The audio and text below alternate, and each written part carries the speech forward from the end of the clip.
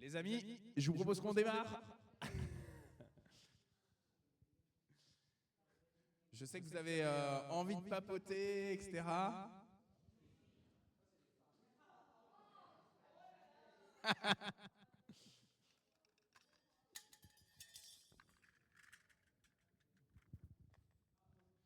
Jean-Pierre, heureusement, tu n'avais pas le micro devant la bouche en disant ta bêtise.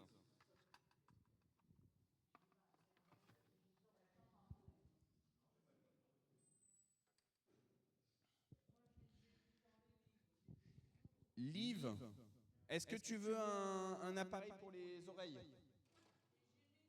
Tu as mis tes oreilles aujourd'hui? Michel, est-ce que tu veux des oreilles? Tu veux des oreilles ou pas? Oui.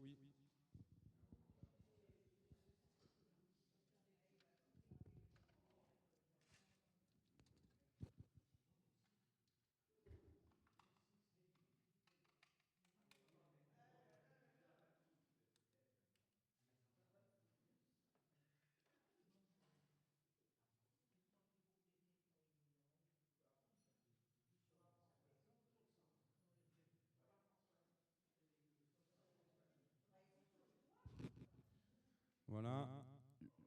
Alors, il y a marqué la journée travaux samedi. Donc, après-demain, je vous rappelle, pour ceux qui peuvent, journée travaux, ça veut dire aussi...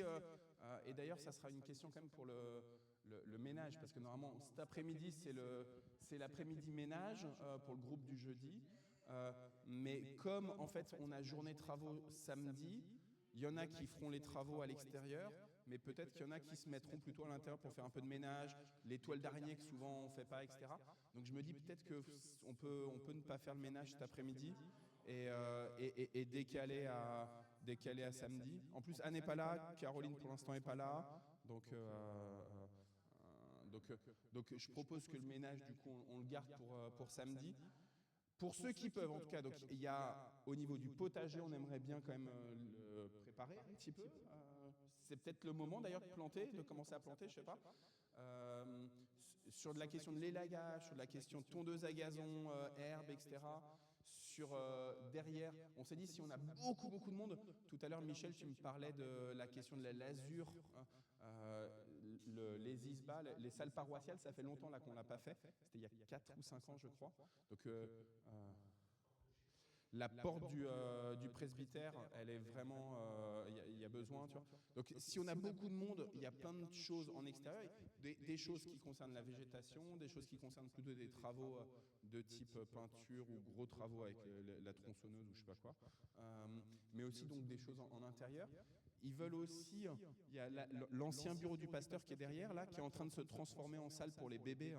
Mais du coup, ça veut dire que peut-être qu'il faut l'arranger, parce qu'un bébé, quand il y a une prise électrique à côté, comme par hasard, et ben, quand il commence à marcher, il a envie d'y aller. Donc, en tout cas, arranger peut-être cette salle-là. Il y a plein de jouets pour enfants, il faut qu'on fasse du tri. Des gens qui ont donné comme ça des jouets, etc.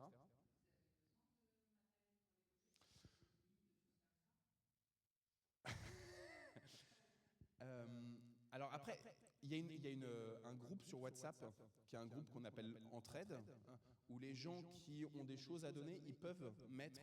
Et alors, c'est pas pour faire de la vente, mais pour donner des choses. Si tu as des trucs à donner. Comme ça, ici, pour le temple, a priori, on a maintenant, il y a des gens qui ont amené une chaise haute. Donc, quand il y a des repas, il y a une chaise haute. Il y a comment on appelle ça, pour changer les bébés, là, la table à langer. Dans les... Je suis pas sûr qu'un lit y ait besoin, mais à questionner. Merci Jessica. Voilà, il y a ça. Je sais qu'il y a aussi tout ce qui est bibliothèque. Il y a beaucoup de tri à faire. Même chose. Moi, j'aime bien la bande dessinée Torgal, mais je suis pas sûr que ce soit très adapté pour un truc accessible aux enfants à l'église. Torgal, la mythologie scandinave, etc. Donc voilà, donc il y a beaucoup de tri à faire. Voilà, il y en a pour tout le monde. N'hésitez pas, ça commence à 9 h et ça finit à 16 h, mais vous pouvez venir pour 1 heure, pour 2 heures ou pour toute la journée. Je vous propose de prier et puis on va lire le psaume. Le psaume est plus court. L'évangile, par contre, c'est Jean 7 aujourd'hui. Alors, il est très long, Jean 7, Anne-Marie. Mais, donc, on va quand même le lire en entier, mais on va essayer, juste en termes de méditation, de rester focus sur un passage en particulier de Jean 7. Mais je propose quand même que malgré tout, on le lise en entier. Et voilà, je vous propose de prier. Seigneur notre Dieu, alors qu'aujourd'hui c'est l'anniversaire de la naissance biologique d'Anta, nous voulons te bénir pour le fait que tu nous aies réveillés ce matin, que tu nous donnes une journée de plus sur cette terre. Nous te bénissons, Seigneur, parce que tu penses qu'en nous donnant une journée de plus sur cette terre, c'est que tu nous confies une responsabilité, une mission sur cette terre. Donc Seigneur, béni sois-tu pour les plans que tu as pour nous ici-bas, de ce que nous pouvons apporter autour de nous, de ce que nous pouvons recevoir, de ce que nous pouvons vivre et offrir dans ce monde, Seigneur. Seigneur, nous te bénissons pour la venue de ton Fils il y a 2000 ans. Nous te bénissons pour le fait que même si désormais il est monté auprès de toi, Père, il nous a aussi dit qu'il était avec nous tous les jours jusqu'à la fin du monde. Et on a du mal à saisir le fait qu'il soit à la fois avec toi, Papa, et qu'en même temps il soit avec nous. Et pourtant, par la foi, nous te bénissons, Seigneur, de cette présence, de cet amour. Merci pour tes grands bras qui nous entourent. Merci pour la tendresse de ton Fils. Merci pour la consolation du Saint-Esprit qui vient dans notre cœur, qui vient dans notre intelligence pour nous faire saisir, ressentir, voire comprendre ce que tu veux, ce que tu attends de nous, Seigneur, et de ce que tu attends de ce monde. Tu vois que ce monde, Seigneur, il est vraiment déréglé. On a beau le savoir depuis le péché d'Adam et Ève, depuis tout ce qui se passe en nous, dans nos différentes interactions, tous les moments où on est mal ajusté, les nouvelles, les actualités nous arrivent en plein visage et nous effraient, Seigneur, et nous angoissent. Alors Seigneur, on te remet ce monde, donne-nous la possibilité de faire notre petite part dans ce monde, et donne-nous aussi la possibilité de te laisser faire la grande part. Tu es le roi de gloire, tu es le juste juge, à toi les honneurs, à toi la gloire, et à toi aussi la capacité de transformer et ce monde et chacune et chacun d'entre nous.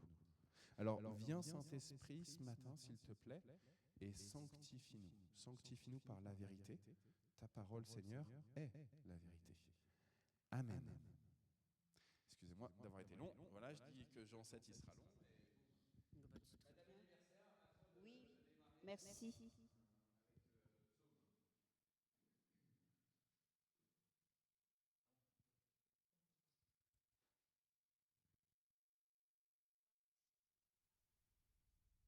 Sur l'air de Ne laisse pas détruire, psaume d'Asaph, chant. Nous te louons, Dieu, nous te louons, nous proclamons qui tu es, nous racontons tes merveilles. Au moment que j'aurai fixé, dit Dieu, moi, je rendrai une vraie justice. Même si la terre tremble, avec tous ses habitants, c'est moi qui la maintiens sur ses bases. Je déclare donc aux insolents, cessez d'être insolents, et aux gens méchants, vos airs supérieurs, ça suffit. Oui, cessez vos airs supérieurs et vos discours effrontés. Sachez que la grandeur ne vient ni d'Orient, ni d'Occident, ni du désert. Car celui qui juge, c'est Dieu. Il abaisse l'un, il élève l'autre. Oui, je vais aller. Je suis commande. Le Seigneur tient aux mains une coupe où pétille un vin épicé, le vin de sa colère. Il en verse aux méchants de la terre. Ils devront tous boire et vider la coupe jusqu'à la dernière goutte. Et moi, je ne cesserai pas de célébrer par mes chants le Dieu de Jacob et d'annoncer ce qu'il a dit. Je fracasserai l'orgueil de tous les méchants, tandis que grandira la fierté des autres. Des justes, pardon. Parole du Seigneur.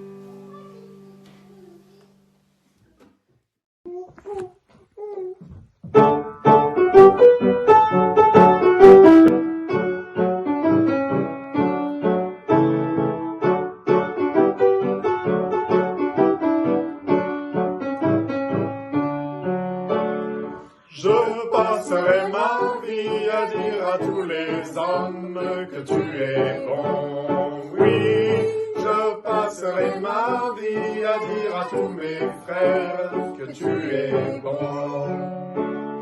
Oh, donne à mon cœur le rythme de ta joie, ô Seigneur avec moi. Oh, donne à ma joie le rythme de ton cœur, ô Seigneur. Je passerai ma vie à dire à tous les hommes que tu es bon. Oui, je passerai ma vie à dire à tous les frères que tu es bon. Donne à ma chanson le rythme de la vie, ô Seigneur mon ami. Oh, donne à ma vie le rythme des chansons de moisson.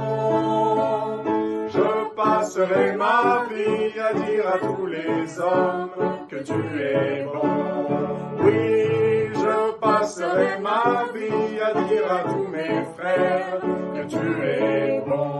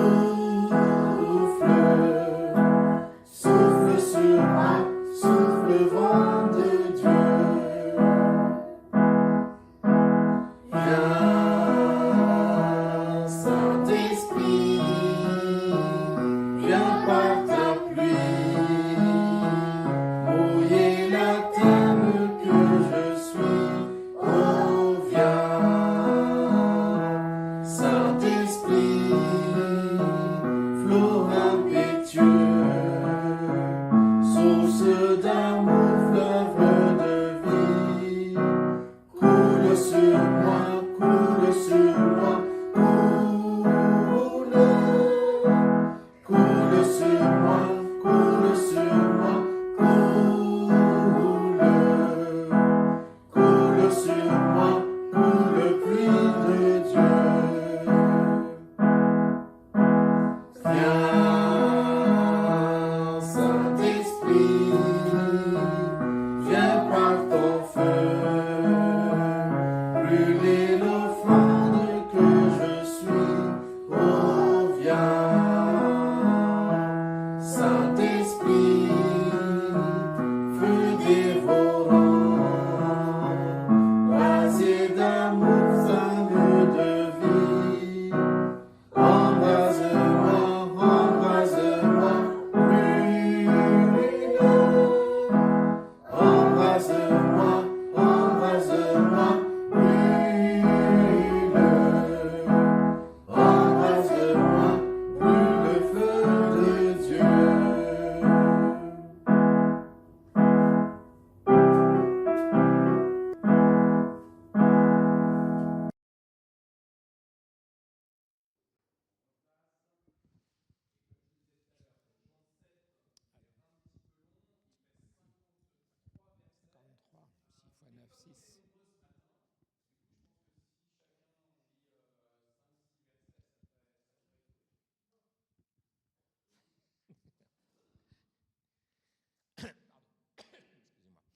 Après cela, Jésus parcourut la Galilée. Il ne voulait pas parcourir la Judée, car les autorités juives cherchaient à le faire mourir. La fête juive des tentes était proche. Les frères de Jésus lui dirent : « Pars d'ici et va en Judée, afin que tes disciples, eux aussi, voient les œuvres que tu fais. Personne n'agit en cachette s'il désire être connu. Puisque tu fais de telles œuvres, fais-toi connaître au monde. » En effet, ses frères eux-mêmes ne croyaient pas en lui. Jésus leur dit : « Le moment n'est pas encore venu pour moi. Pour vous, c'est toujours le bon moment. Le monde ne peut pas vous haïr, mais il a de la haine pour moi, parce que je rends le témoignage que ses actions sont mauvaises. Allez à la fête, vous. Moi, je ne vais pas à cette fête, parce que le moment n'est pas encore venu pour moi. » Après avoir dit cela, il resta en Galilée. Mais quand ses frères se furent rendus à la fête, Jésus y alla aussi, non pas ouvertement, mais en secret. Les autorités juives le cherchaient pendant cette fête et s'informaient. Où est-il ? On discutait beaucoup à son sujet dans la foule. C'est quelqu'un de bien, affirmaient les uns. Non, au contraire, soutenaient les autres. Il égare des gens. Mais personne ne parlait ouvertement de lui parce que tous avaient peur des autorités juives. Quand la fête était déjà à moitié passée, Jésus monta au temple et se mit à enseigner. Les Juifs s'étonnaient et se demandaient comment en serait-il autrement, lui qui n'avait pas étudié. Jésus leur répondit : « Ce n'est pas mon enseignement que je donne, mais l'enseignement de celui qui m'a envoyé. Celui qui est disposé à faire ce que Dieu veut saura si mon enseignement vient de Dieu ou si je parle de ma propre autorité. »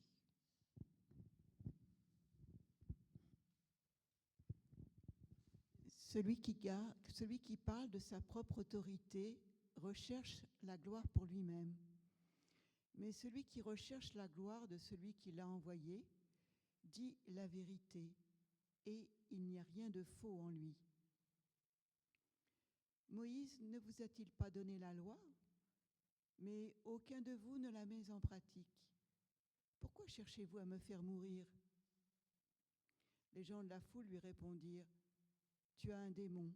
Qui cherche à te faire mourir ? » Jésus leur répondit : « J'ai fait une seule œuvre, et vous voilà tous stupéfaits. Moïse vous a demandé de circoncire les garçons. En fait, cela ne venait pas de lui, mais de nos premiers ancêtres. Et vous acceptez de circoncire quelqu'un le jour du sabbat.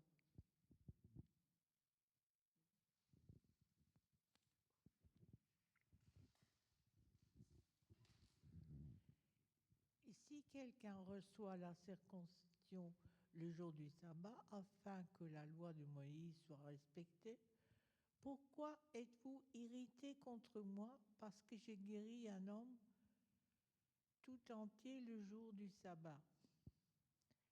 Cessez de juger d'après les apparences, jugez de façon juste. Quelques habitants de Jérusalem s'interrogeaient, mais n'est-ce pas celui qu'ils cherchaient à faire mourir? Voyez, il parle en public, il ne lui disait rien. Se pourrait-il que nos dirigeants aient vraiment reconnu qu'il est le Christ? Mais quand le Christ viendra, personne ne saura d'où il vient, tandis que lui, nous savons d'où il vient.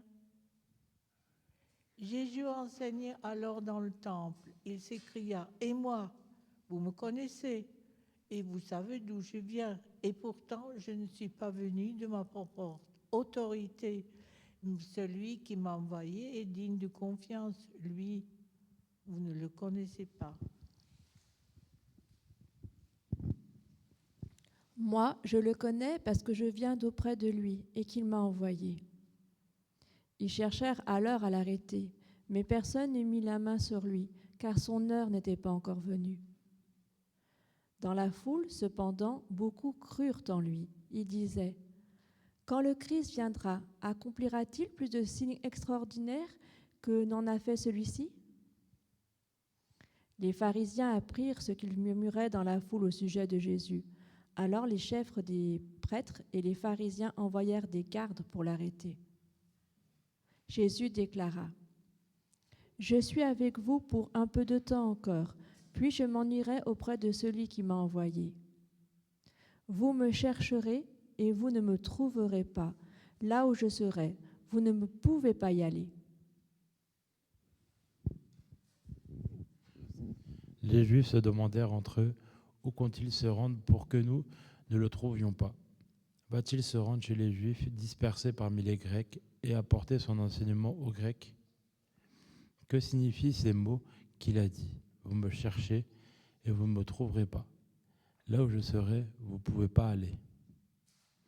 Dernier jour de la fête, le plus solennel, Jésus, debout, s'écria, « Si quelqu'un a soif, qu'il vienne à moi et qu'il boive. Celui qui croit en moi, comme dit l'Écriture, des fleuves d'eau vive jailliront de son cœur. » Jésus disait cela à propos de l'Esprit de Dieu que ceux qui croyaient en lui allaient recevoir, car à ce moment-là, l'Esprit n'avait pas encore été donné, parce que Jésus n'avait pas encore été manifesté dans sa gloire. Après avoir entendu ces paroles, certaines personnes de la foule disaient « Cet homme est vraiment le prophète. »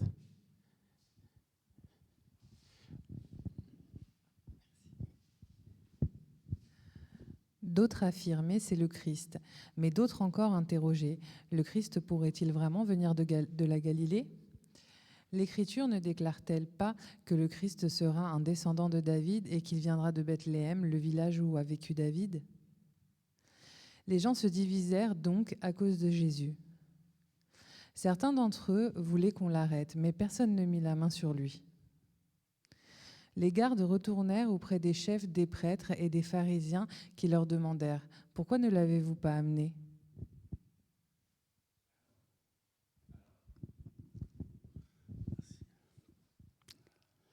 Les gardes répondirent « Personne n'a jamais parlé comme parle cet homme. » Les Pérouchim répliquèrent « Vous voulez dire que vous aussi, vous êtes laissé tromper? Y a-t-il quelqu'un parmi les autorités qui ait mis sa confiance en lui? Ou même parmi les Pérouchim? Non.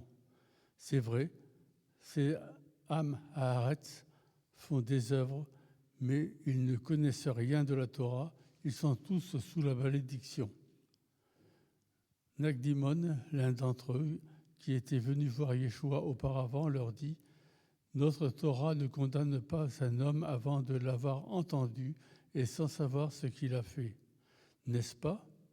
Ils répondirent « Es-tu de la Galile, toi aussi? Étudie le Tanakh, et tu verras qu'aucun prophète n'est jamais venu de la Galile. Et ils s'en allèrent chacun dans sa maison.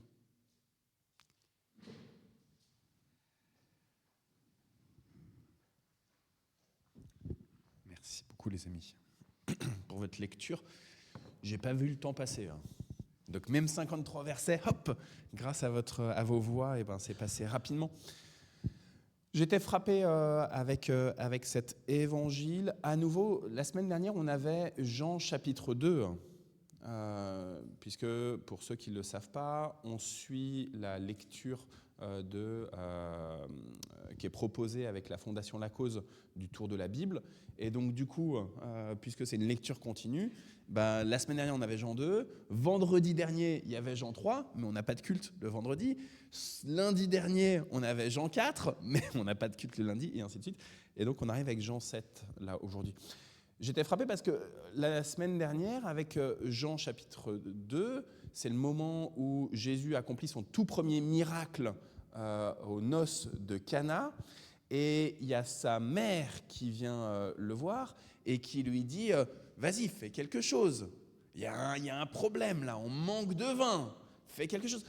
Petite parenthèse d'ailleurs, vous avez entendu dans le psaume 75 tout à l'heure cette question du vin qui est le vin de la colère de Dieu. Moi, vous savez que je suis sensible sur la question du vin. Ça vient quand même me questionner beaucoup sur cette question de l'alcool. Je reviens sur la problématique dans les noces de Cana. Donc, on a la mère de Jésus qui vient voir Jésus et qui lui dit il y a un problème avec le vin.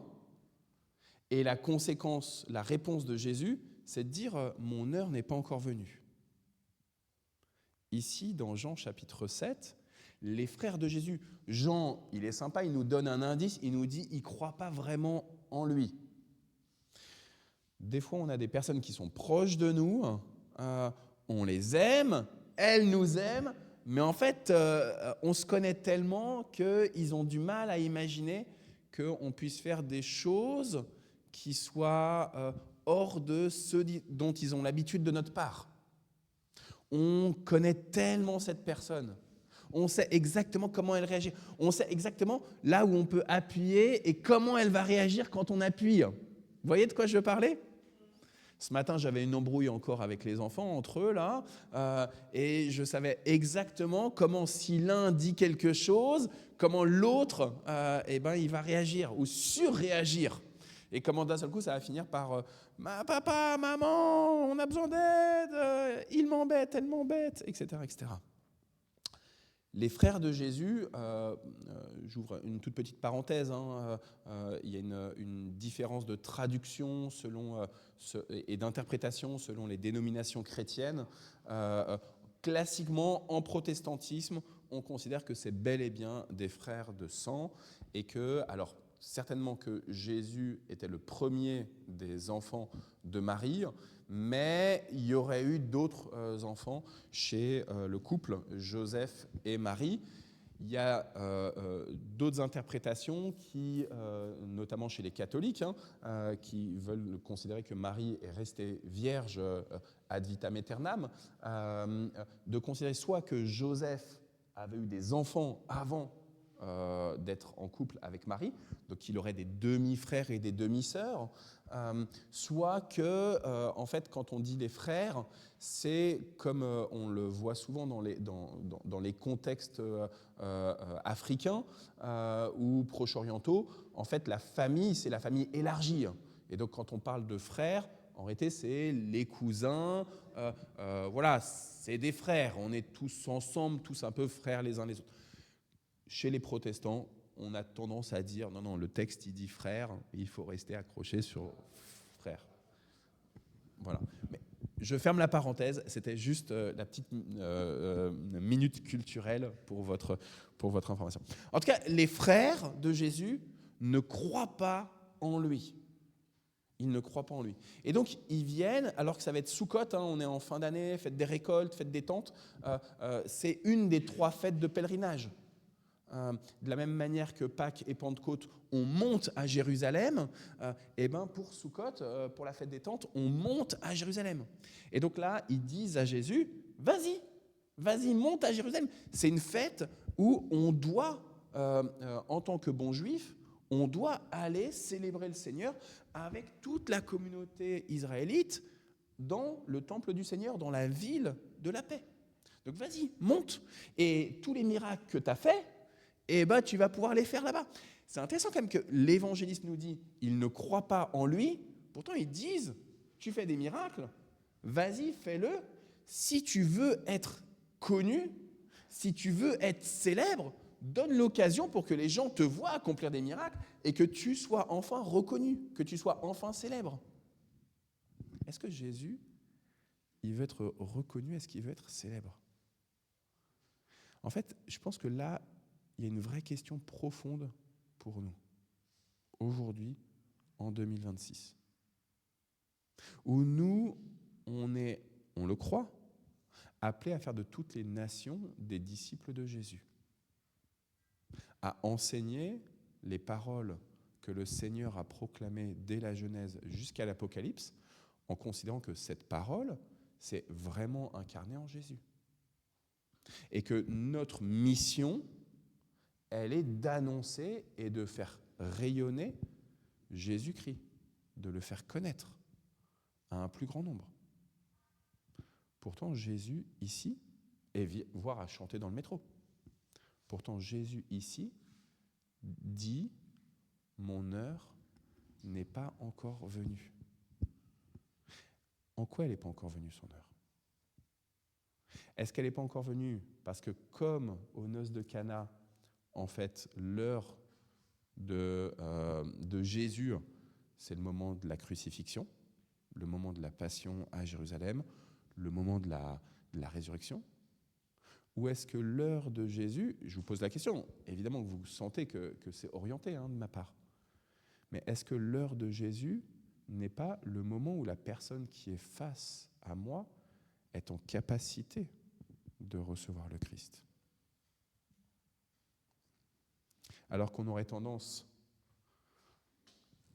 à prendre nos Bibles et à argumenter, et à argumenter, et à argumenter, notamment auprès de nos frères, notamment auprès de nos mères. Mais si, je te dis, crois, vas-y, reçois Christ. Est-ce qu'on n'aurait pas une parole qui vient nous dire « Mon heure n'est pas encore venue ». Ça ne veut pas dire ne le fais pas, mais fais-le différemment.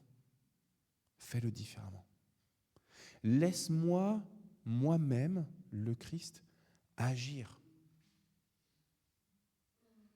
Laisse-moi, moi-même, agir.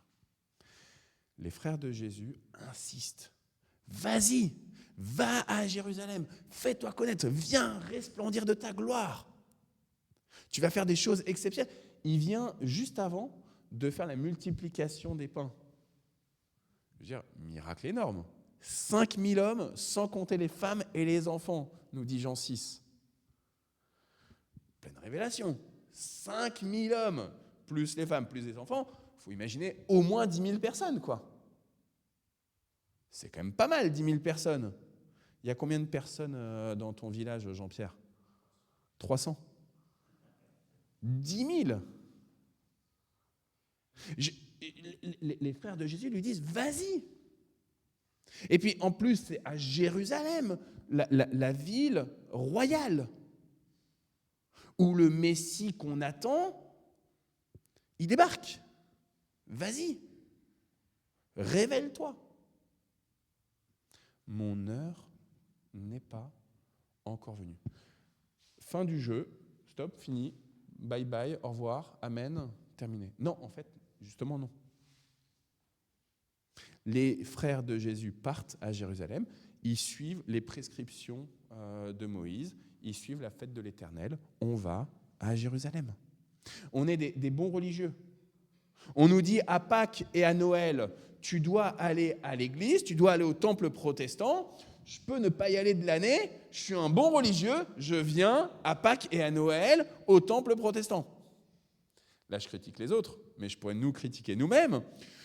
On est des bons religieux et on nous dit, le jeudi, il y a culte, pendant qu'il y a le temps scolaire, la période scolaire, hors vacances scolaires. Donc, on est des bons religieux et on va au temple du Seigneur et on vient louer le Seigneur le jeudi.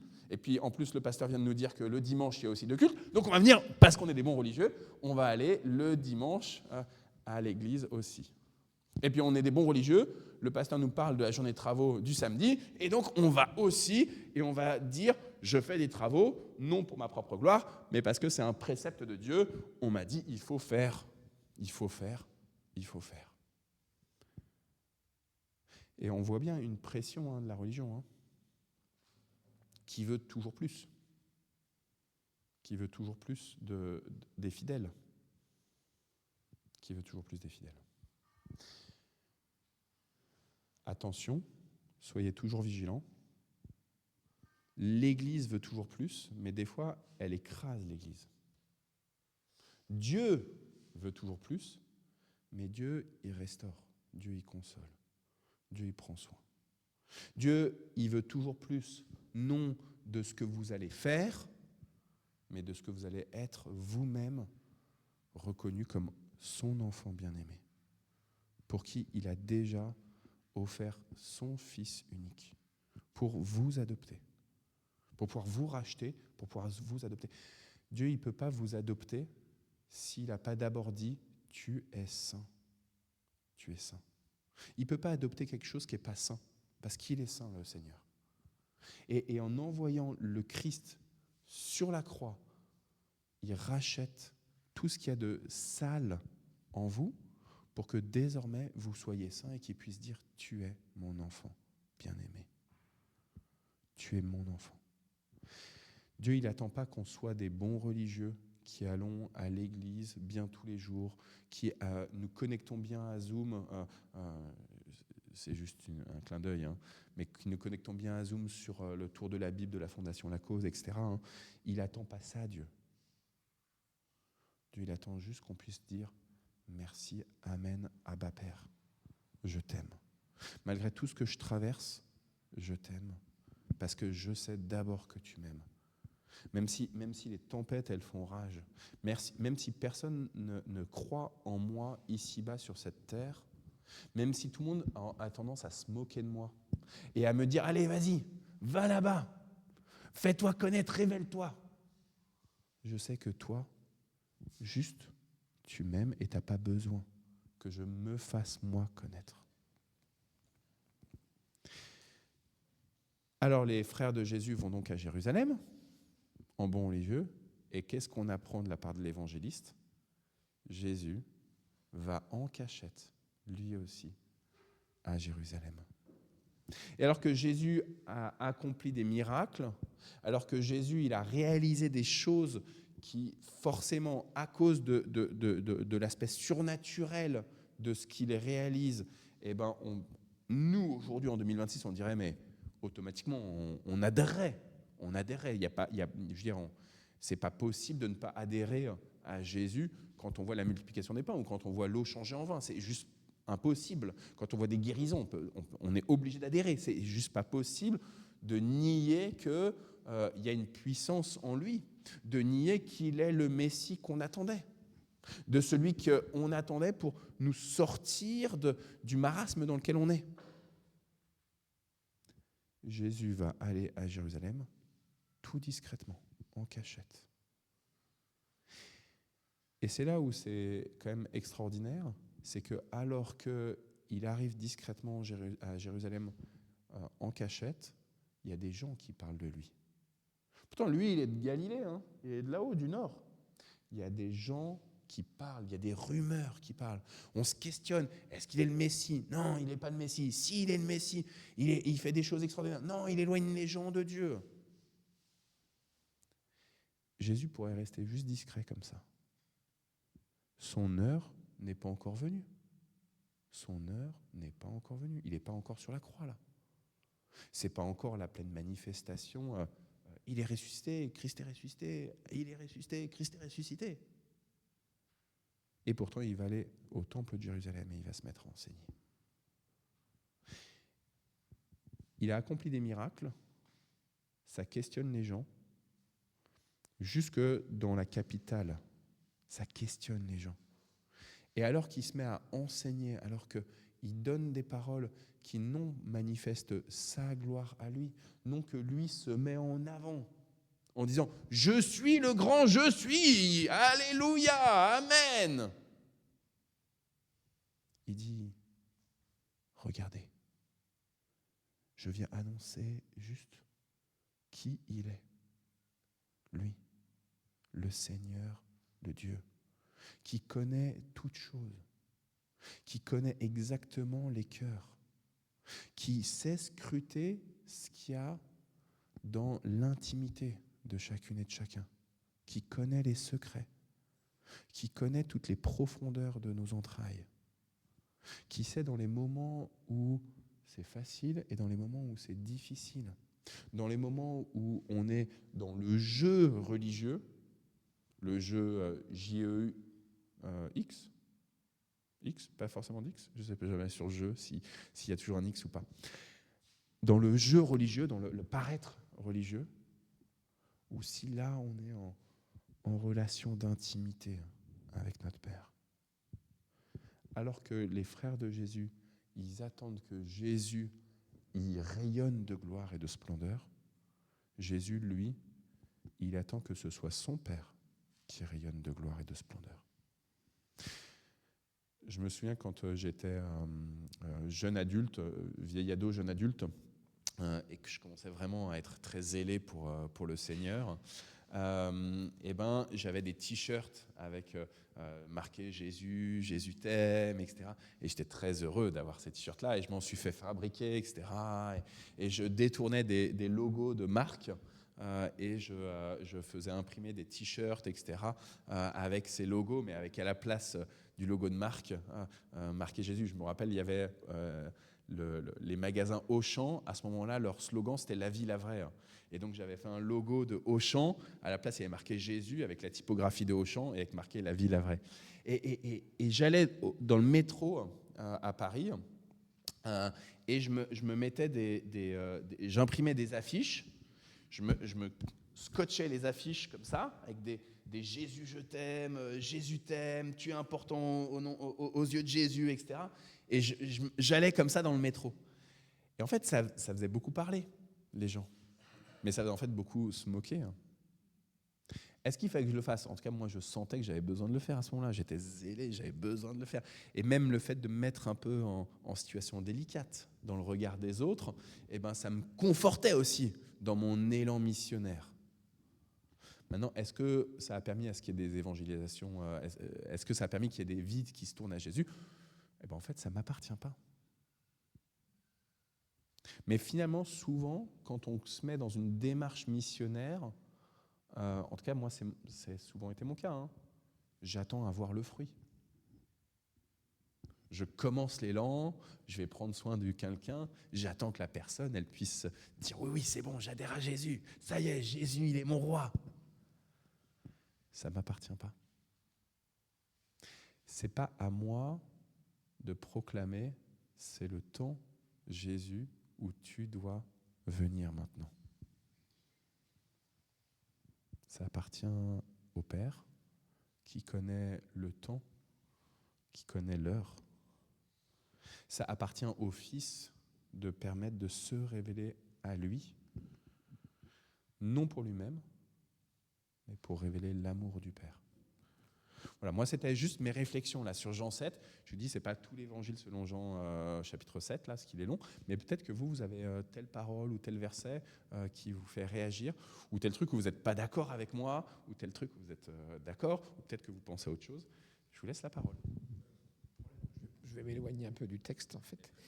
Par rapport, comme je t'ai dit, je viens de finir l'Ancien Testament, je relis la Bible en entier, j'ai lu Malachie. Et dans Malachie, c'est là que j'ai trouvé ce verset que j'avais oublié depuis longtemps. « Mettez-moi à l'épreuve, dit le Seigneur, et vous verrez si je n'ouvre pas pour vous les écluses des cieux, si je ne répands pas sur vous la bénédiction en abondance. » Et donc, j'ai dit l'autre jour à une dame, un verset que j'entends jamais forcément, je ne sais plus si c'est Matthieu qui dit « Si vous avez quitté pour moi vos maisons, vos parents, vous recevrez dans cette vie au centuple et plus tard la vie éternelle. » C'est des choses que je connaissais par cœur. Donc, c'est pas tellement, je ne parle pas d'interprétation. Après, si on veut comprendre d'autres, on peut piocher dans la Bible des choses qui nous arrangent. Et c'est ça un peu plus le drame, je trouve. C'est ce qu'on voit beaucoup aujourd'hui, c'est des gens qui piochent. Il y a tellement de choses qu'on peut, voilà, on peut choisir des versets qui nous arrangent pour soutenir nos thèses. Ça, c'est très facile. Après, la foule, ça me fait marrer quand j'entends les gens dans Jean 7 qui disent ouais, est-ce que ce ne serait pas lui, Messie? Puis ça, les gens, c'est les mêmes. Quand je vois ceux-là ou ceux d'Éphèse qui courent au temple pour crier tous ensemble, ça prouve bien que l'homme, c'est le même, quoi, depuis les buts de l'humanité. Le cœur humain, il n'a pas changé, il est exactement le même. Après, le fait que Jésus se fasse tout discret, ça me rappelle ce que j'ai dit la dernière fois sur Élie dans le désert. Dieu n'était pas dans des manifestations extraordinaires, il était dans un murmure, et il est souvent dans un murmure. Et une dernière chose que j'ai déjà dite aussi, ce qui m'a fait venir à la foi, ce qui m'a sorti du désert et de la mort quasiment, c'est de voir des chrétiens s'aimer. C'était pareil, c'était pas un truc merveilleux, enfin merveilleux au sens miracle. C'est ça qui m'a fait croire en Dieu, c'est de voir des chrétiens qui s'aimaient. Voilà.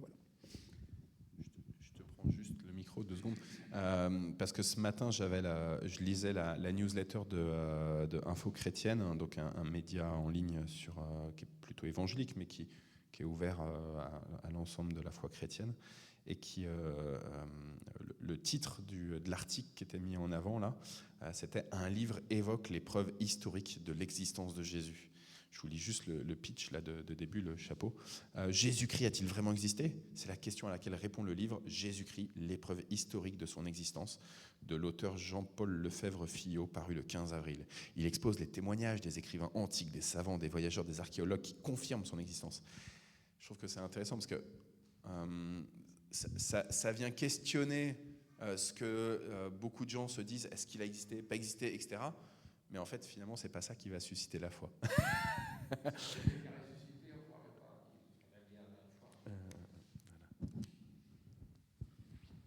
Mais en même temps, c'est important aussi, ce genre d'ouvrage. Alors, je vais parler au sujet des frères de Jésus. Il y a un verset que les théologiens catholiques ont parfois modifié parce que ça les gêne. C'est Matthieu, chapitre 1, verset 25, où nous avons la traduction littérale dans nos Bibles là. Joseph prit sa femme avec lui, mais il ne la connut pas jusqu'à ce qu'elle eût enfanté un fils auquel il donna le nom de Jésus. Jusque, ça montre qu'il y a une cessation de cette absence de relation entre un couple. Et ça les gêne. Et ça confirme bien que Jésus pouvait avoir des frères et sœurs par ses parents, mais qui ne pouvaient être que demi-frères et sœurs, puisque le vrai père de Jésus, c'est Dieu lui-même. Alors même là, tu es dans l'interprétation en disant le vrai père de Jésus, c'est Dieu lui-même, parce que finalement, nous, on découvre aussi par la foi et par le baptême que notre vrai père, c'est aussi Dieu. Pourtant, on a un père biologique. Et les Écritures essayent de justement nous signifier que Joseph est tout de même père du Christ. Alors, comment ça se fait? On ne sait pas exactement, mais toujours est-il que la descendance davidique passe notamment par Joseph. Alors, comment ça se fait qu'elle est restée vierge, qu'elle est enfante par le Saint-Esprit, que Joseph, il accepte d'être le père, mais qu'en même temps, il n'y a pas directement son sperme qui a été utilisé. Enfin, voilà. En fait, on n'était pas là. On a juste le témoignage des Écritures que Marie était vierge quand elle a enfanté Jésus, mais que Joseph est malgré tout le père du Seigneur. Donc,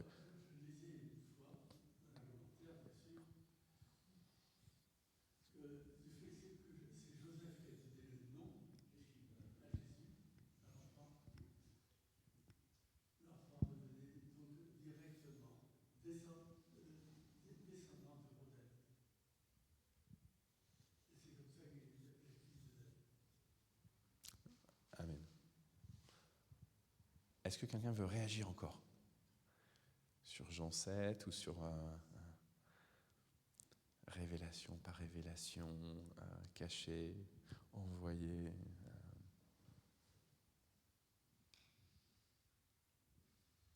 Ce matin, c'est plus difficile. Il était trop long, ce texte. C'est une question, hein. Quand Jésus avait dit mon heure n'est pas encore venue, ça veut dire que le premier miracle, c'est le vin. Et ça veut dire que, est-ce que Jésus savait déjà tous les miracles qu'il va faire avant de mourir, avant d'être sur la croix? Parce qu'en même temps, il connaît tout, il est en même temps Dieu. Donc ça veut dire qu'il connaît tout, même son heure, même celui qui va le trahir. Donc comme on dit aussi, il savait aussi que c'est pas lui qui va décider, c'est son Père. Donc comme il est Dieu lui-même, c'est une question pour moi, parce que je dis, est-ce qu'il savait tout? Normalement oui, mais voilà, c'est... Alors juste sur le « mon heure n'est pas encore venue », classiquement, en fait, on considère, c'est pour ça que je l'évoquais, on considère que c'est le moment de la passion. C'est-à-dire que l'heure de Jésus, c'est tout ce qu'il y a autour de la passion de Jésus et de la résurrection. Donc, tout va être le moment, tout va s'accentuer, ou va être orienté comme finalité sur ce qui se passe à Jérusalem autour de l'événement de Pâques. Donc de la fête de Pâques, la fête de Pessah, tu vois, le repas, etc. Et que c'est l'ensemble de ces événements, la mort de Jésus, la résurrection, ce qui va donner une signification nouvelle à Pâques, etc. C'est ça le moment. Donc mon heure n'est pas encore venue parce que c'est là que tout va se passer. Moi, là, je le questionnais avec vous pour dire, est-ce que finalement, parce que même quand il est sur la croix, il y en a un qui le reconnaît, donc l'heure est déjà venue pour ce gars-là, mais il y en a un autre qui ne le reconnaît pas. Et puis il y a des personnes autour d'eux, des soldats, etc., qui les voient. Il y en a qui commencent à confesser, il y en a qui ne le confessent pas encore. Quand Jésus va ressusciter, il y en a qui croient, il y en a, ils vont dire, si je ne mets pas mon doigt dans les stigmates, je ne croirais pas. Et donc l'heure n'est pas encore venue. Quand les disciples ils vont commencer à annoncer Jésus, il y en a qui vont adhérer, il y en a qui ne vont pas adhérer. Et donc là, moi, j'ai essayé de proposer autre chose sur mon heure n'est pas encore venue, sur comment ça vient dans le cœur des gens, tu vois. Mais classiquement, en fait, mon heure n'est pas encore venue, c'est-à-dire que le moment qui a été préparé d'avance et que je sais qui a été préparé d'avance, c'est mon sacrifice à Pâques pour donner une signification nouvelle de libération. Pâques, c'est la fête de la libération.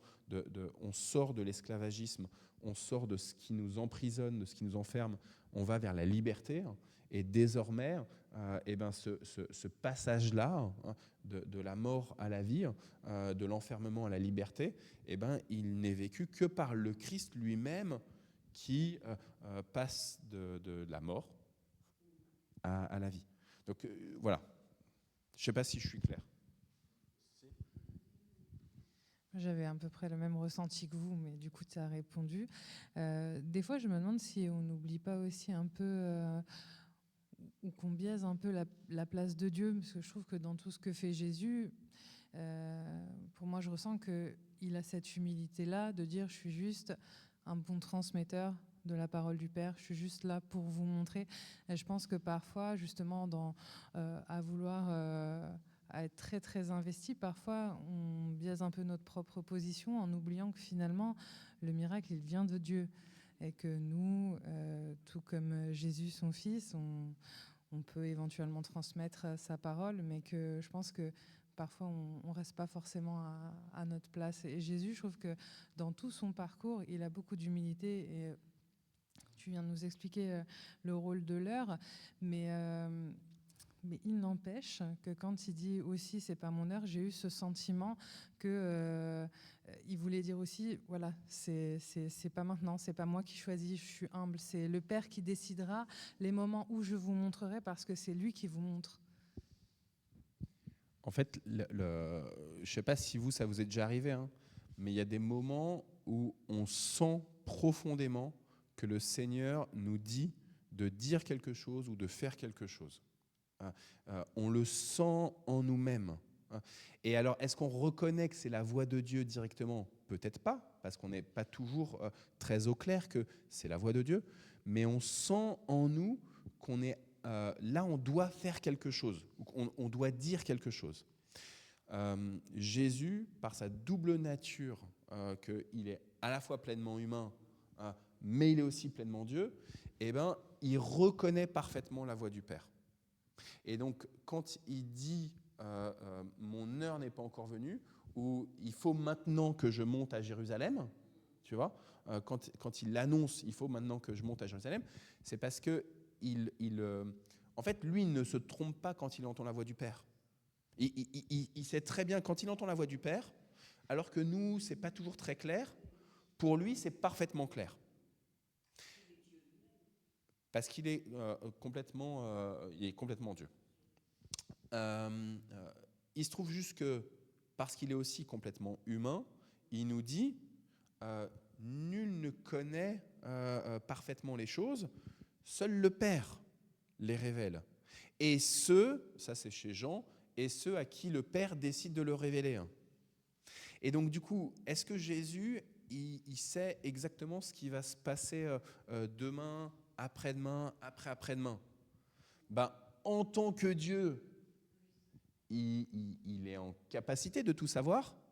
En tant qu'humain, il attend les moments où le Père lui dit « là, bingo ». C'est maintenant qu'il faut faire ça.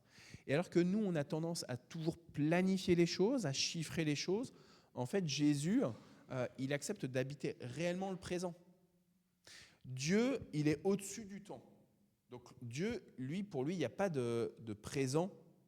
Il est au-dessus du temps. Et c'est une création, le temps. Donc en Dieu, pour nous, ce qu'il y a là aujourd'hui, on est le combien d'avril ? Le 17, 16 ? Le 16 avril. Merci, Anta. Le 16 avril.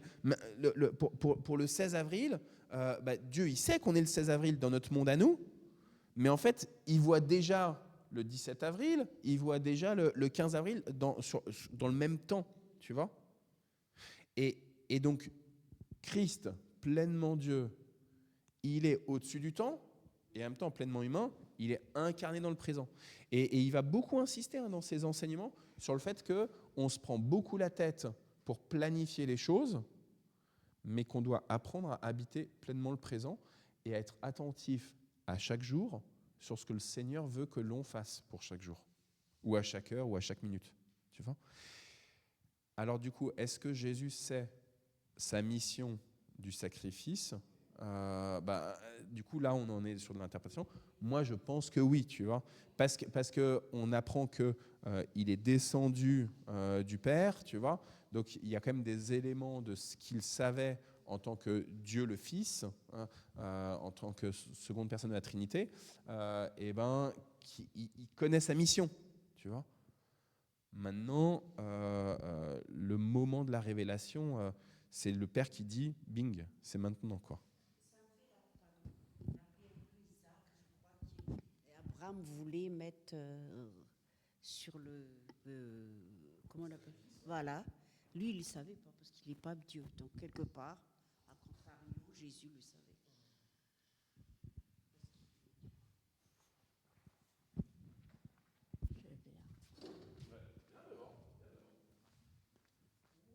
Bon, j'ai besoin de ton aide.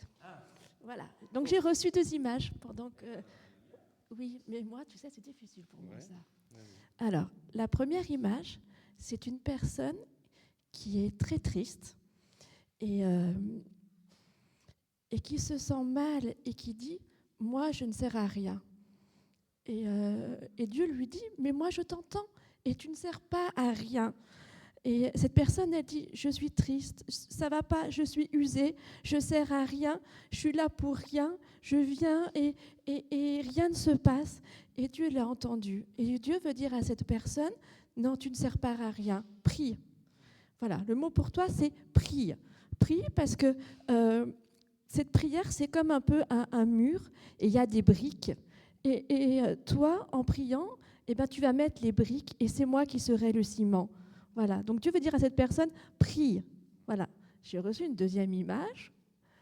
La deuxième image, c'est un arbre qui est magnifique. Un bel arbre qui a des belles racines, un gros tronc. Vous savez, comme moi j'adore la forêt, mais c'est vraiment un bel arbre, un beau feuillage. Et en fait, cet arbre qui est magnifique est sorti de terre. Et quand on regarde l'arbre, on dit « Waouh, il est beau, il a tout pour plaire cet arbre. » Un beau feuillage, des belles racines, un beau tronc, mais il n'est pas dans la terre. Et Dieu veut dire à cette personne, eh ben, de l'extérieur, tu es beau, d'extérieur, tu es magnifique, d'extérieur, en fait, tu as tout, tu as le feuillage, tu as le beau tronc, tu as les racines, tu es beau, mais tu n'es pas dans la terre. Et Dieu veut dire à cette personne, il faut que tu t'ancres en moi. Dieu appelle cette personne à retourner dans la terre, à remettre ses racines dans la terre, à se replanter en lui. Et parce que Dieu veut dire aussi à cette personne, si tu restes à l'extérieur de la terre, tu vas sécher. Cette belle apparence, elle va flétrir. Donc Dieu te dit, mais retourne en moi, retourne dans la terre, parce que Dieu veut que cet arbre soit beau, mais planté. Voilà. Merci beaucoup.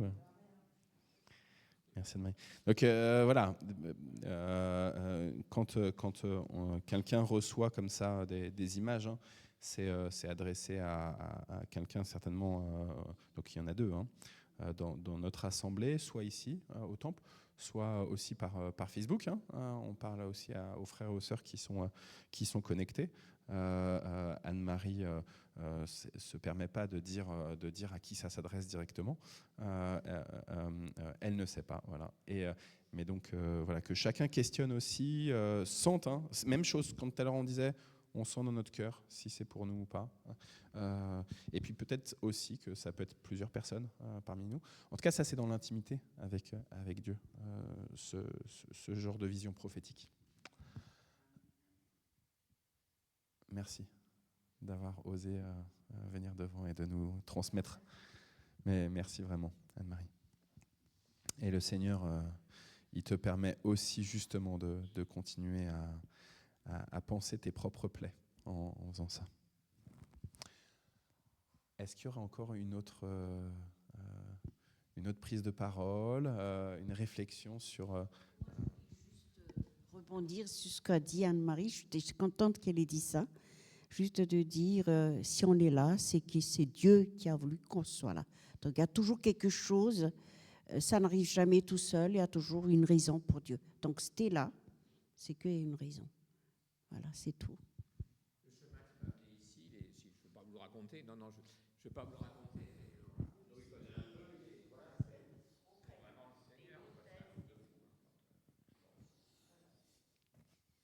Dans l'église réformée.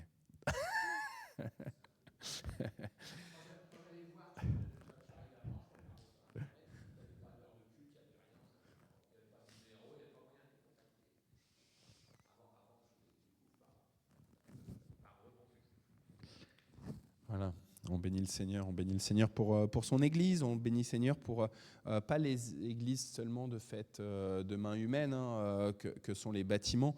On le bénit quand même pour ces bâtiments, hein, parce qu'ils permettent justement de rassembler, d'offrir un cadre, hein, mais c'est juste un cadre en fait.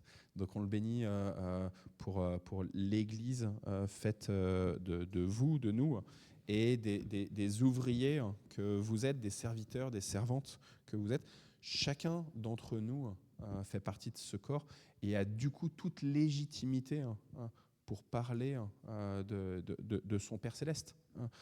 Il y a pas longtemps, il y a quelqu'un qui m'a dit Alors j'ai questionné ma belle-mère à propos de ce qu'elle avait vécu, ou de sa grand-mère, non c'était sa belle-mère, à propos de ce qu'elle avait vécu pendant telle période de sa vie, parce qu'en fait je ne savais pas exactement tout de son passé. Et en fait j'ai vraiment, c'était beau parce que la personne a osé questionner en disant dis-moi un peu des choses, narre-moi ton histoire pour que je puisse aussi à mon tour la narrer à d'autres. Et je pense que Dieu, il attend aussi que vous puissiez lui demander qu'il vous narre son histoire, alors avec la Bible, mais que vous puissiez la saisir, cette parole. Vous ne maîtrisez pas la Bible, je ne maîtrise pas la Bible.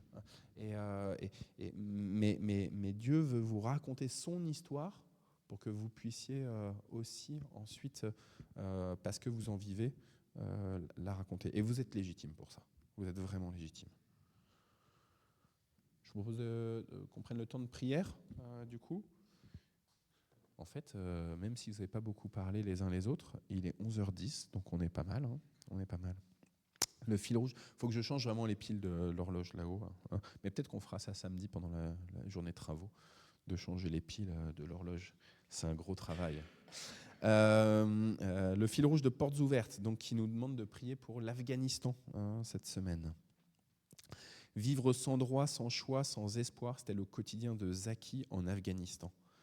Mais au cœur de cette réalité étouffante, elle a découvert quelque chose qu'elle n'aurait jamais osé espérer, à savoir la liberté. Née dans une famille musulmane, Zaki a grandi en Afghanistan. Avant de rencontrer Jésus, elle avait à peine l'impression d'être vivante. Elle craignait le Dieu de l'islam et n'avait pas la certitude d'être sauvée.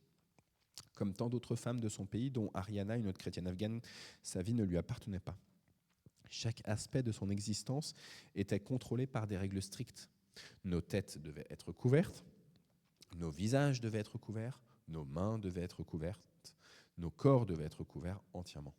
Zaki continue, une femme est toujours considérée comme inférieure. Les hommes ne donnent pas de droits ni de privilèges aux femmes. Elles sont utilisées comme des esclaves. À l'approche de la fin de son lycée, Zaki a été mariée à un jeune homme, lui aussi musulman, et sa vie d'obéissance a continué. Elle a simplement échangé l'autorité de son père contre celle de son mari.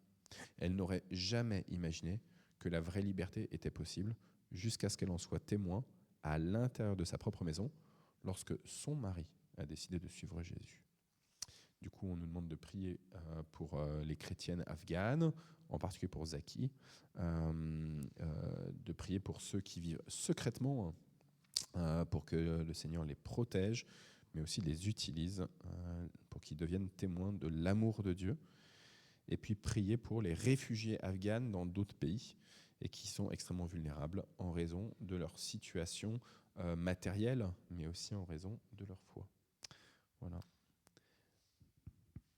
Est-ce que vous auriez d'autres sujets ? Décidément, Riri, il fait le tour. Hein, et il aime bien aller partout, tu vois.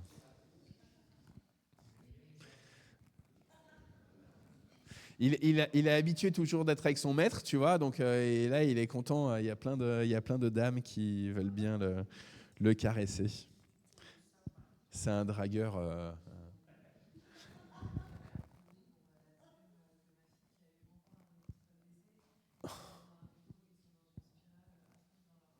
Ok. Donc, je dis au micro, voilà. Donc, l'ATSEM, qui est dans la classe de la fille de Jessica, il y a 2 semaines, elle nous avait partagé, ou 3 semaines déjà, qu'il y avait eu un décès dans sa famille, que c'était compliqué, etc. Et là, à nouveau, il y a un décès, et donc voilà, ça chamboule beaucoup de choses, évidemment. Donc, on prie on la porte en prière. Est-ce qu'il y aurait d'autres sujets ? Jean-Pierre, je me permets, donc demain tu vas aller voir ta maman, on peut prier pour ta maman, on peut prier pour ton voyage vers la Normandie et ton retour vers la Normandie, mais pas du même coin. Voilà.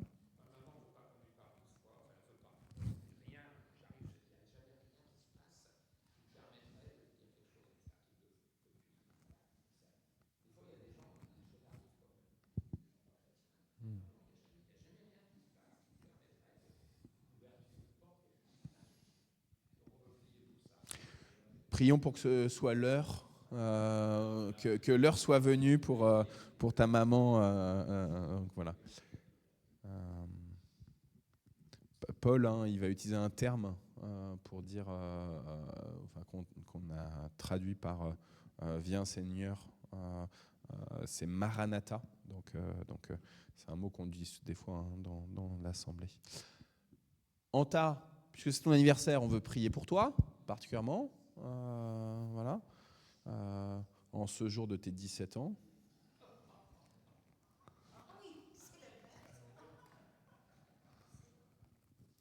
Je me serais pas permis de dire ton âge.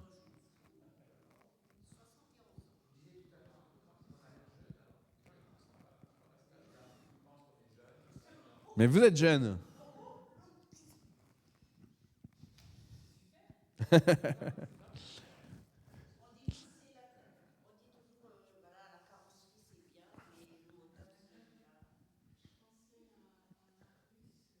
Oui. De Dreux.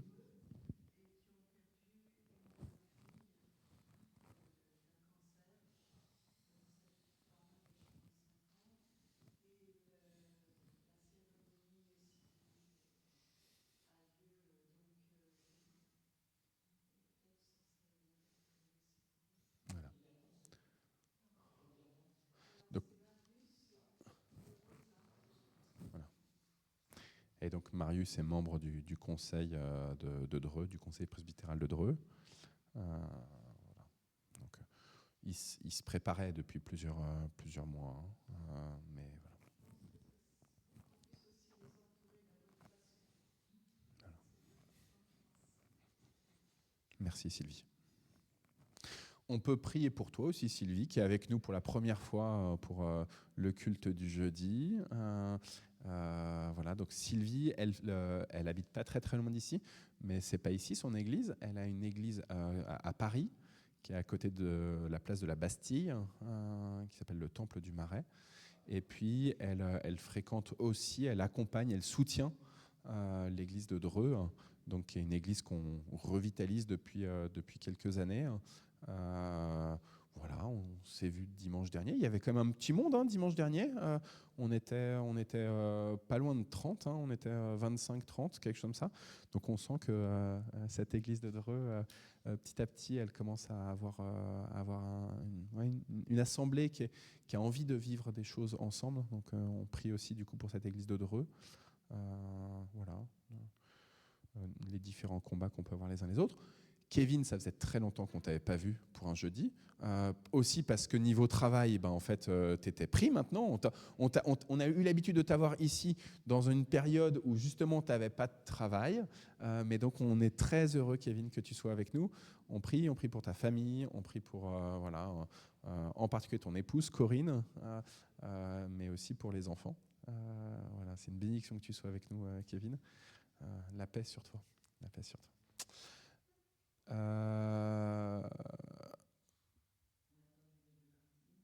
Et j'ai échangé avec elle lundi. Je lui ai dit, j'espère que tu vas être là. J'entends du bruit dans la cuisine. Alors, je ne sais pas si c'est du bruit des travaux derrière, parce que je sais qu'il y a des travaux là-bas. Il y a Maria qui doit venir aussi. Donc, peut-être Maria. Donc, on prie, en tout cas pour Martine. Pour Maria, du coup, si Maria vient. Voilà.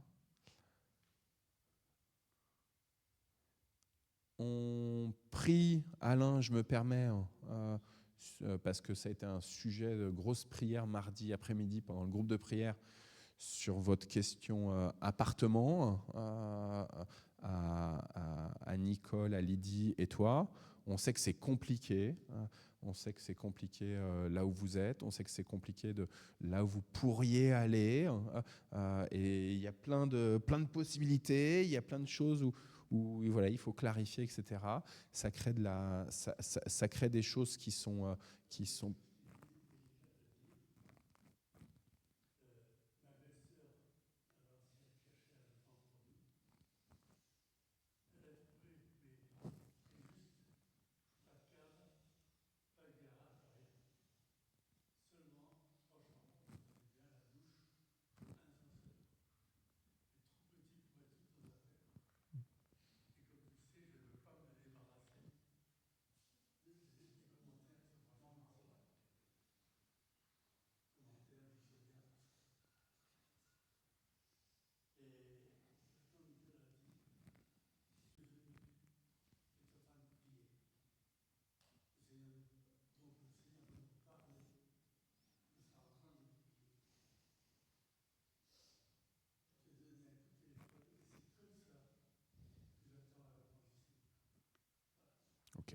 Donc en tout cas, on prie vraiment pour ça, pour vous, pour cette écoute du Seigneur. Moi, je vais te raconter un truc que je raconte régulièrement ces derniers mois. Donc, il y a 2 ans de cela, on arrivait sur la 6e année on approchait petit à petit de la 6e année de mandat ici à Mantes. Et on allait avoir l'évaluation, donc fin d'année 2025. 2025 ? Non, fin d'année 2024, pardon. Fin d'année 2024, on allait avoir l'évaluation de savoir si j'avais fait le job ici. C'est une évaluation qui se fait au niveau du conseil presbytéral, donc du conseil qui dirige l'Église. C'est une évaluation qui se fait au niveau du conseil régional aussi. Et puis, dans cette évaluation, savoir si, d'une part, j'ai fait le job, bilan, et d'autre part, si je sens, et si l'Église, avec le conseil presbytéral, et si la région sent qu'il faut qu'on reste encore à avoir un deuxième mandat. C'est ça. En fait, la règle, c'est on a un mandat de 6 ans, normalement incompressible. Donc, normalement, tu restes 6 ans, sauf cas particulier, mais normalement, c'est 6 ans. Et puis donc ensuite tu as cette évaluation. Et puis si l'évaluation dit on prolonge, c'est un maximum ensuite de 6 années. Mais là par contre, en effet, pendant les 6 années, finalement au bout d'1 an ou au bout de 4 ans ou n'importe, on peut partir, on est libéré. Donc il se trouve qu'il y a ça, et je demande au Seigneur qui me clarifie, est-ce qu'il faut que, au moment où il y aura l'évaluation, c'était en octobre-novembre, si ma mémoire est bonne, si on doit rester ou pas rester. Et j'ai pas de réponse du Seigneur. Et je rencontre 2 femmes qui sont envoyées par la région, on discute, etc. Et je leur dis à ces 2 femmes, à ces 2 sœurs, j'arrive pas à savoir, j'arrive pas à discerner. Et elles me disent, et qu'est-ce que pense ton épouse, qu'est-ce que pensent tes enfants? Et je dis, eux, ils se sentent bien à Mantes-la-Jolie, ils ont leurs habitudes, ils ont leur environnement, ils sont bien, ils sont à l'aise, ils n'ont pas trop envie de bouger. Mais je leur dis, mais j'ai pas envie de rester à Mantes-la-Jolie à cause de la question du confort matériel et psychique de mes enfants et de mon épouse. Si on doit rester, bonjour Maria, si on doit rester, c'est parce que le Seigneur nous clarifie. Et donc je demande vraiment que Dieu soit clair avec nous. Et je dis, et j'entends pas ce que Dieu dit. Et là, elles m'ont dit cette remarque, elles m'ont dit, mais peut-être que le confort dans lequel se situe à l'heure actuelle ton épouse et tes enfants, c'est peut-être justement ça la réponse de Dieu. C'est peut-être ce besoin de ne pas être déplacé à l'heure actuelle, de continuer cette vie dans laquelle ils s'épanouissent chacun. C'est peut-être ça la réponse de Dieu. Et puis donc, du coup, je leur dis, ok, peut-être alors, dans ce cas-là, on reste, quoi. Donc c'est passé, le conseil presbytéral est interrogé, ils valident, ils disent on a besoin, il y a eu un certain nombre de changements, etc. On est dans des phases de croissance dans l'Église où il faut responsabiliser encore des nouvelles personnes, etc. Donc on a encore besoin que Arnaud soit là pour nous aider dans les différents changements. Et donc on dit ok, bingo. Et puis à la fin, c'est la région qui dit oui ou non. C'est pas le conseil de l'église locale, c'est la région qui décide. Ça a mis du temps à ce que la région elle décide. En fait, vraiment, ils en avaient discuté, mais finalement, ils ont donné la réponse, je crois, qu'en février de l'année dernière. C'était pas bien grave qu'ils mettent un peu plus de temps, sauf que si la réponse était de maintenant, Arnaud, il faut que tu partes, il fallait quand même qu'on pense que Isabelle devait demander pour pouvoir partir, etc., qu'elle change d'académie éventuellement ou d'établissement, etc., qu'on commence un peu à nous organiser. Bref, la région dit on aimerait qu'Arnaud, tu restes à Mantes et puis que tu continues aussi de t'occuper de l'église de Dreux comme pasteur accompagnateur. Et donc, on fait ça. Sauf que l'été dernier, en juillet de l'année dernière, alors qu'on est en plein culte, certains étaient là, un dimanche en plein culte, on est pendant le temps de louange, et là le Seigneur me donne une parole très très claire en me disant « Prépare-toi Arnaud, c'est bientôt ». Et là je m'effondre, je me mets à pleurer. Et je suis là, ici, je suis en train de pleurer. Et je vais à la machine à café, il y a Isabelle qui est là. Souvent, Isabelle, elle n'est pas au culte, tu le sais bien, Alain. Isabelle, régulièrement, elle est avec les enfants. Même si la catéchèse, c'est avant le culte, elle peut aussi être pendant le culte, pendant la prédication, etc. Mais là, Isabelle, elle est là-bas, là où il y a Kevin en ce moment-là. Et je vais voir Isabelle, je suis en larmes. Il n'y a pas eu la prédication encore, il y a eu juste on est en plein temps de louange. Et je vais voir Isabelle, et je suis en larmes, et elle me dit, qu'est-ce qui se passe? Qu'est-ce que je peux faire? Et là, je lui dis, je crois que Dieu, il veut qu'on se prépare à partir. Et Isabelle me prend dans ses bras, elle me dit, t'inquiète pas, c'est rien, on verra bien, peut-être que c'est autre chose, c'est les émotions, t'inquiète pas. Je reviens ici, le temps de louange se termine, et puis je prêche. Certains étaient là, j'ai pleuré pendant le prêche. Je prêchais, c'était un prêche qui était où vraiment je pense que je ne donnais pas ma propre parole, je donnais vraiment la parole du Seigneur, je me sentais entraîné par le Seigneur, et en même temps je pleurais. Je ne suis pas sûr d'avoir dit pendant ce prêche-là, je ne sais plus, faudrait le réécouter ce prêche, mais je ne suis pas sûr d'avoir dit, je sens qu'il va falloir qu'on parte bientôt. Toujours est-il que c'était un prêche qui était difficile. Quand tu as le gars qui prêche, qui pleure, c'est compliqué à gérer, niveau émotion, simplement. On en reparle plus tard, pendant l'été, avec Isabelle, avec les enfants, petit à petit, et c'est en train de faire un chemin en eux. Peut-être que, en effet, si le Seigneur nous dit qu'il faut se préparer, comment est-ce qu'on est prêt à accepter de prendre nos valises ou de partir sans valise et de quitter. Et c'est en train de travailler en nous. Jusqu'à présent, on n'a pas de parole qui nous dit « stop, maintenant c'est le moment ». Tu vois ? Jusqu'à présent, là, au 16 avril, on n'a toujours pas de parole de Dieu qui nous dit « maintenant, ça y est, c'est le moment où vous devez démissionner de Mantes et partir ». Tu vois ? Simplement, ça a assez cheminé en nous pour que le moment où Dieu va nous dire « ça y est, il faut partir », pour qu'on soit assez libre pour partir. On sait que l'année, elle est assez passée là maintenant, c'est trop tard pour démissionner, pour partir au 1er juillet. Donc on sait que l'année 2026-2027, on sera encore, vous devrez nous supporter encore, tu vois. Toujours est-il que la question de comment est-ce qu'on entend la parole de Dieu. Et donc moi, régulièrement, je vous dis de ce qu'il y a dans mon intimité avec le Seigneur, régulièrement, je dis à Dieu, Seigneur, dis-moi clairement quand je dois démissionner.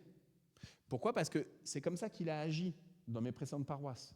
Je recevais personnellement, moi, Arnaud, de la part de Dieu, paf, ça y est, il faut partir de l'Église.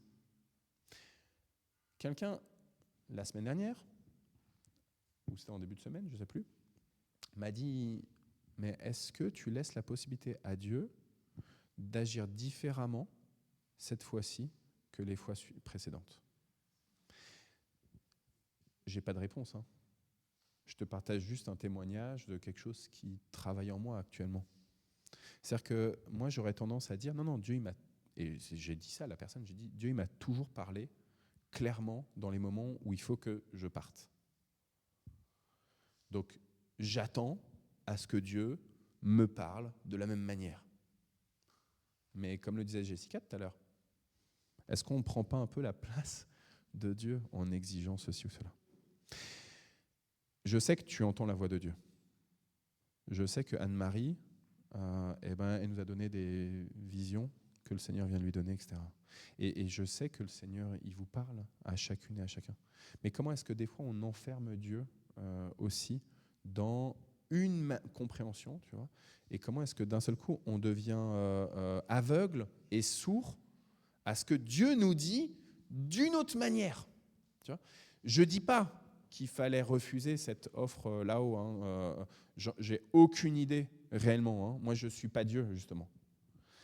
Simplement, laisse Dieu être Dieu. Laissez en famille Dieu être Dieu. Et puis, en tout cas, ce compris, c'est pour qu'il y ait de la paix entre vous. Et on sait aussi que Dieu, il a préparé un endroit pour vous, quel que soit le lieu, si c'est en France, si c'est à l'étranger, ça se trouve, il veut vous envoyer en Chine, j'en sais rien. Mais j'ai aucune idée. C'est pour te souhaiter un bon anniversaire, je pense. C'est pour te souhaiter un bon anniversaire, je pense que. Ah, ok.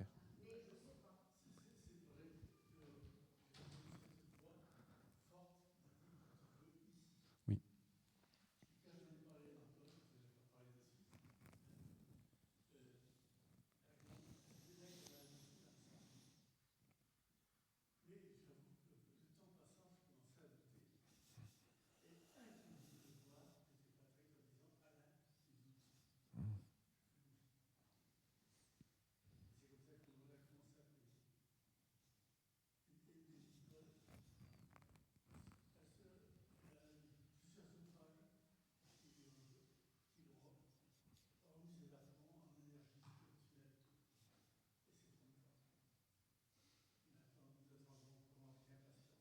Ouais.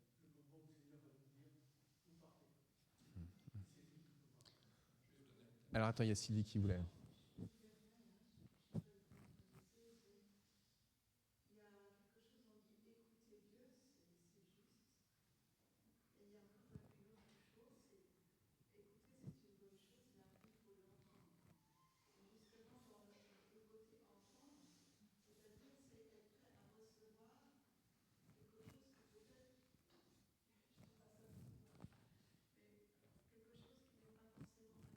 Hmm.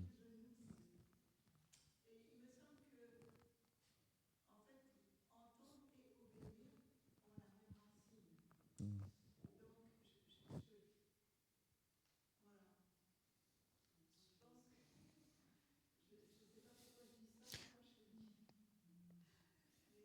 Merci.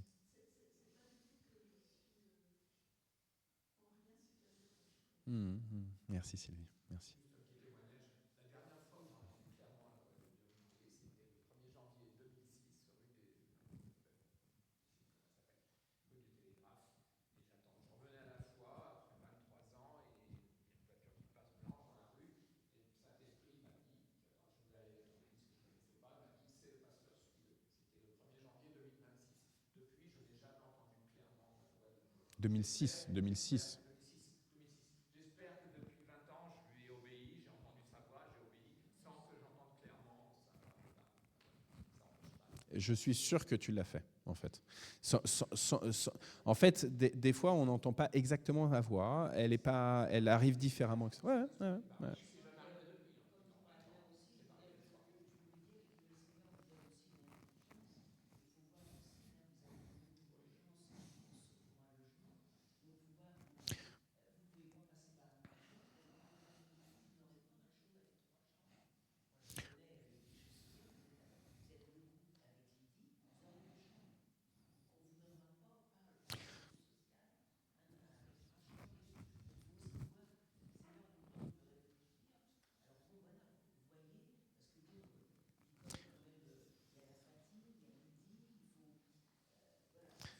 En tout cas,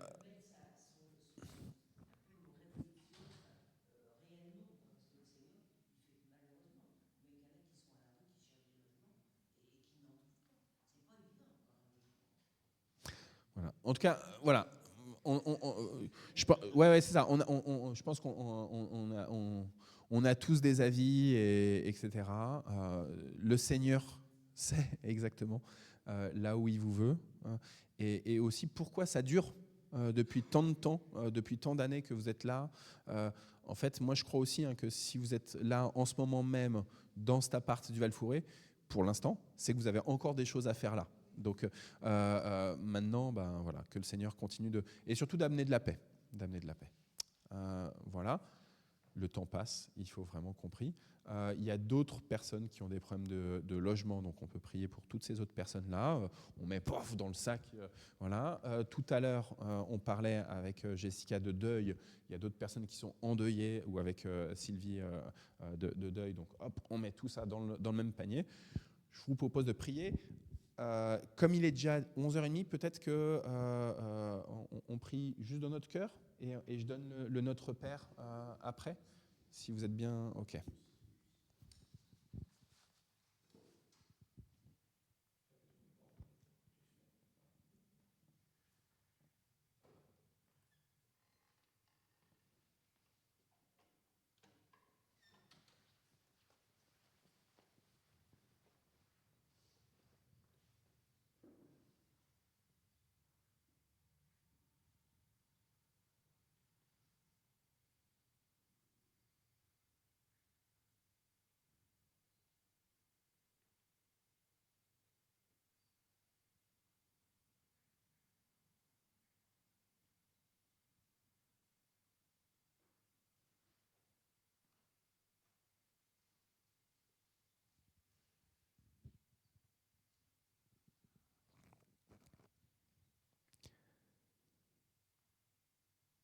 Ouais, Seigneur, tu as entendu toutes les prières que nous avons à demi-mot, dans notre cœur, dans la relation avec toi.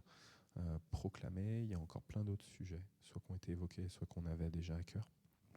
Mais pourtant, Seigneur, on va récapituler tout avec cette prière que ton Fils, lui qui te connaissait parfaitement, lui qui savait exactement quelle était la bonne manière de prier,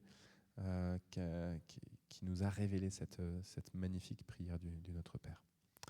Notre Père qui es aux cieux, que ton nom soit sanctifié, que ton règne vienne, que ta volonté soit faite sur la terre comme au ciel. Donne-nous aujourd'hui notre pain de ce jour. Pardonne-nous nos offenses, comme nous pardonnons aussi à ceux qui nous ont offensés. Et ne nous laisse pas entrer en tentation, mais délivre-nous du mal, car c'est à toi qu'appartiennent le règne, la puissance et la gloire pour les siècles des siècles. Amen. Amen. Que le Seigneur vous bénisse. Tu n'as pas un chant de bénédiction à nous donner ? Le Pierre Lachin. Je vais vous dire une petite chose. Dans le chant, ton nom est grand. C'est pas, rien n'a plus de valeur, rien n'a plus d'importance. C'est plus et plus. Je l'ai entendu par l'auteur, donc c'est plus. Ça change tout aussi. Hein, attention. Comme on le chante souvent. On va. Hein, qu'est-ce que tu dis, Michel? Dites-moi qui se moque de moi. C'est pas grave. Mais c'est pas grave. Je suis chrétien. On peut se moquer de moi. Ça me dérange pas. Non, on peut se moquer. Voilà. Que la grâce de Dieu soit sur toi pour t'aider à marcher dans ses voies. Reçois tout son pardon et sa bénédiction. Va en paix, dans la joie, dans l'amour. Oui, dans l'amour.